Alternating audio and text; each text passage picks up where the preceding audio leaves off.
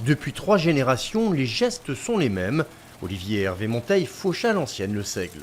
Ils réalisent des gerbes en prenant soin de ne pas casser les tiges et pour cause, c'est avec elles qu'ils fabriquent des paillons, des enveloppes de paille sur lesquelles on pose les fromages. Il faut donc avoir le geste sûr et les machines adaptées.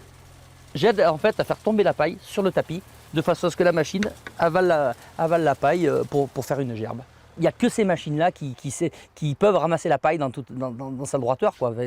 Malheureusement, bon, écoutez, on travaille, comme on dit, à l'ancienne. On n'a pas le choix, on n'a pas d'autre matériel qui peut remplacer ça aujourd'hui. Cette variété ancestrale de seigle a la particularité d'avoir une tige très longue, jusqu'à 2 mètres. Elle est cultivée sur des parcelles de moins de 5 hectares, entourées de forêts, pour éviter au vent de coucher la précieuse paille. Une fois séchées, les gerbes sont empilées en ballots dans des machines construites spécialement pour cette tâche.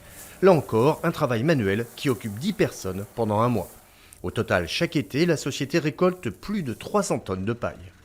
Au lieu d'être prises une par une, elles sont ballottées par 150 gerbes pour éviter la manutention. Voilà. Et ces ballots vont rentrer après dans les bâtiments pour pouvoir travailler toute l'année. On la reprend, donc on la bat, on la peigne, on la brosse pour pouvoir après la coudre pour faire nos paillons à fromage.